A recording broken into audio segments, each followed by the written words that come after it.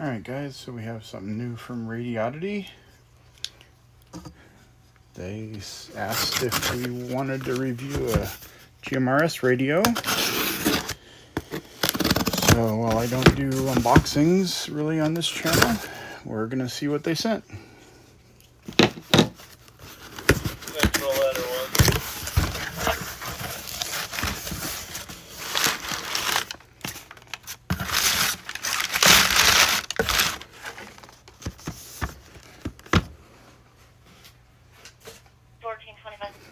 Alright, so let's see. There we go. So it's the UV 5G Pro. It's a GMRS radio from Baofeng. I believe it's basically the UV 5R platform. So it looks like we got a radio. It looks like any other Baofeng I've unboxed. So there's the FCC ID number and UV 5G Pro. All the normal buttons we'd expect. And we have a battery. I have not charged this yet.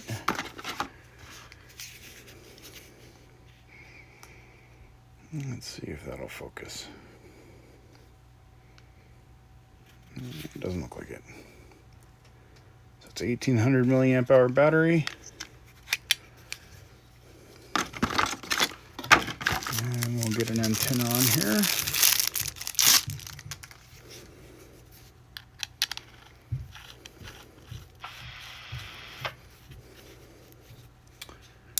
Channel mode. And it's got the typical startup noise that all the Baofengs have, which I always turn off. Fires 100% line. Cruise engaged. So as you can see, we're pre-programmed. Let's take the label off. We're pre-programmed for GMRS and looks like weather service. 2, 3. And here's the GMRS repeater 4, splits. 2, And 1, our weather stations. 8. Table match. The wind was northwest gusting to 30. At Ellensburg, the wind was northwest gusting to 39. And now we're back to memory 1. So we're going to do some other testing on this. We'll check for spurious emissions, and we'll also see this was supposed to receive airband and the ham bands as well, so we'll give that a try. Now let's see what else is in the box. Like our typical Baofeng ear mic.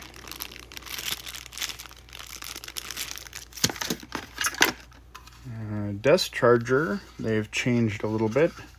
There's no longer a wall wart connected. It's got a plug right into the base.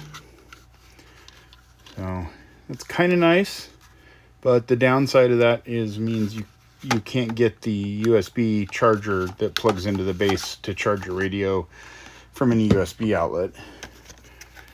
And then the typical belt clip, which I don't usually put on, and the wrist strap, which again, I usually just leave those in the box. One of the things, when you put a belt clip on these and you wear these on the belt, if you rub against the face here, you can peel your buttons right off. So you're more likely to damage the radio. So if I want to wear this on a belt, I'll usually get some kind of a pouch that I can slide it in and it protects it. One thing to know about pouches though is you can wear the numbers and stuff off of the buttons versus peeling the rubber buttons off the radio. So it's a trade-off. We'll see about getting a charge put in this thing, and then we'll be back later for some testing. So typical green light. And we drop it in, it turns red. When it turns green with the radio in it, it's fully charged. So we'll be back after a while. All right, so we're back with the UV 5G Pro. It's all charged up. So we've already got it turned on here, and it does come, as you guys can see, pre-programmed. Let's see if we can get it up here where the screen can see it. 2. There we go. So it's pre-programmed with all the GMRS frequencies, along with National Weather Service frequencies. so that's pretty nice.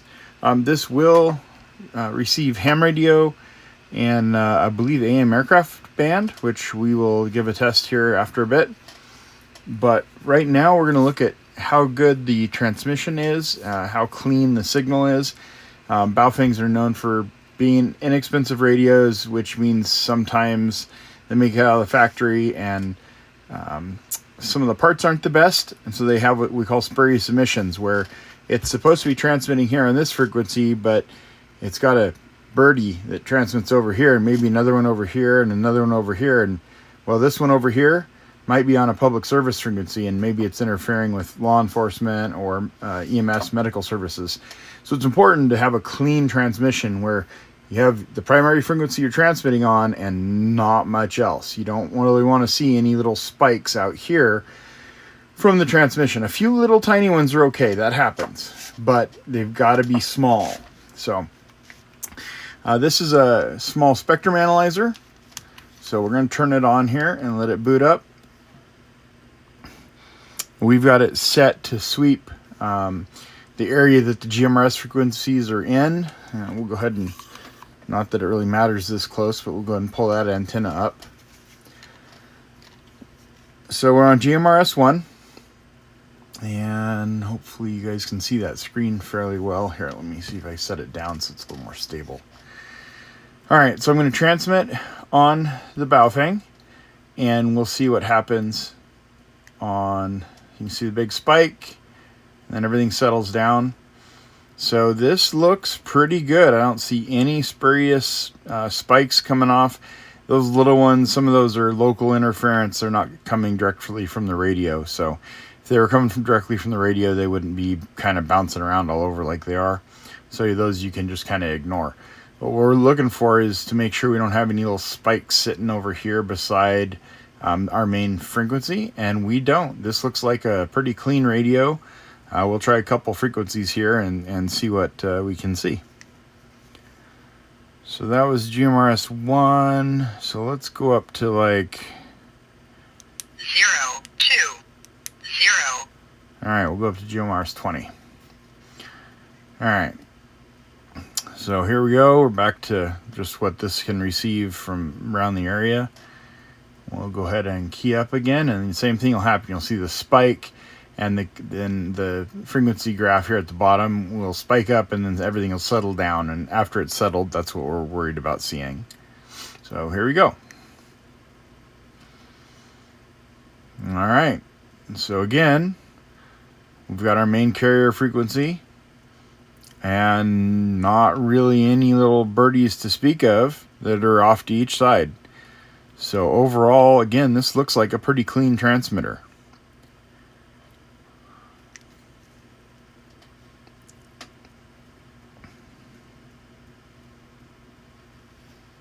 So that looks pretty good, guys, on that test. I don't have, there's a way to directly connect the radio straight into the spectrum analyzer, but in order to do those, you have to have a little attenuator, and I'm waiting on the big one to come in to be able to do that. So for now, just doing this air gapped like this works. But if you were to try to transmit straight from this radio into here, even on low power, you're going to overdrive this input on the spectrum analyzer, and you'd end up burning some chips up inside the spectrum analyzer. So that's not really a good thing to do. Make sure that if you do ever hook a radio straight in, make sure you know what you're doing first, because you don't want to destroy things. Even though these aren't real expensive, you don't want to be having to buy new test equipment because you did something silly. So overall, the form and function is pretty much like a UV5R that everybody's familiar with. This one, just by being pre-programmed from the manufacturer with the frequencies, meets the FCC requirements for use as a dedicated GMRS radio.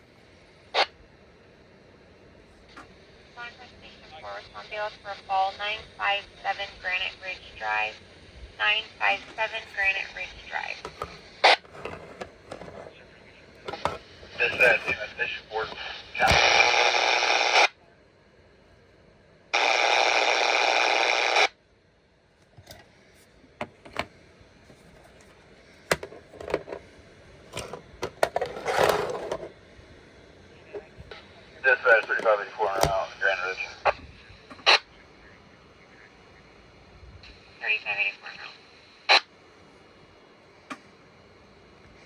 So that's a definite disadvantage to the newer charger that does not have the wall wart.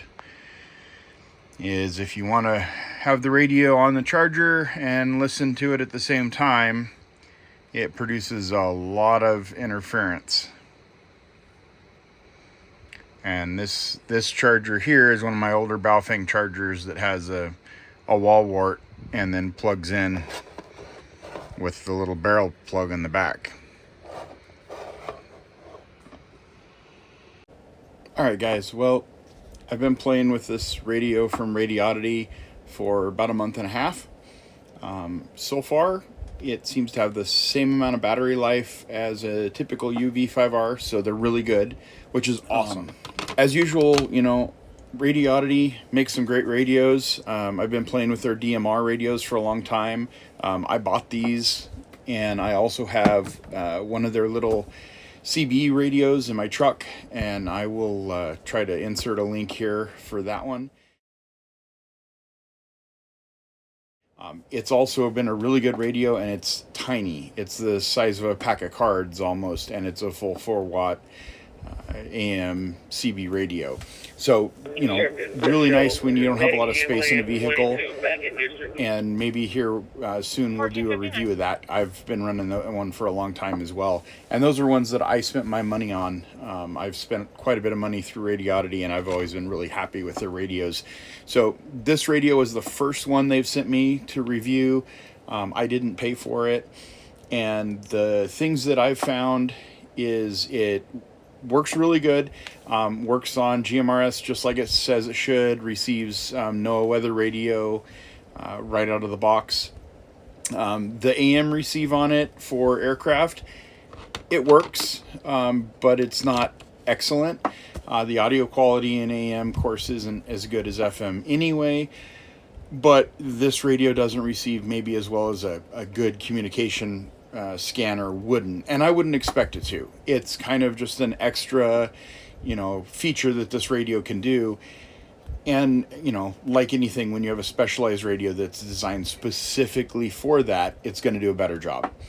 But it allows you to listen. My area doesn't have a lot of aircraft traffic, so it took me a little while to be able to get any clips of that. I think I did get one in here.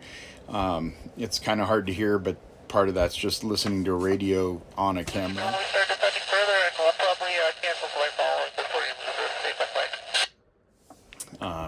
Otherwise, you know, the charger works.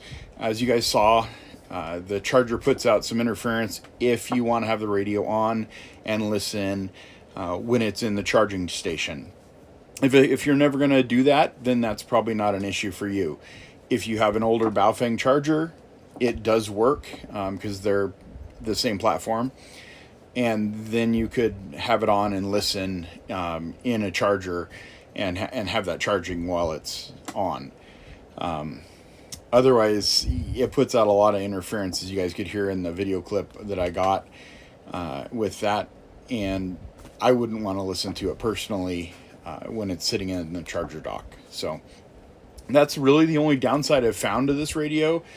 It was really clean on transmit, and the audio quality overall was really good for receive and transmit on GMRS. The AM air band is kind of a bonus feature if you want to listen to aircraft a little bit, but it's not your main concern. This would be a good tool in the toolbox for that as well. So I recommend the radio. I like it. I think it's pretty good. So if you're interested in this new radio from Radioddity, look in the description below. I've got a couple link options. You can get it through Amazon from Radioddity, which works good. That helps support our channel. There's also be a link straight to the Radioddity's webpage where you guys can get this and look at any of the other radio offerings that they have as well. I'll have a link for that CB radio from Radioddity as well. Like I said, I really like that one too. Maybe we'll do a review on that one of these days. It's been out for a long time, but it's a great little radio if you're looking for a compact CB to put in a vehicle that you don't have a lot of room in. So check out the links below like normal, and we'll see you guys in the next one.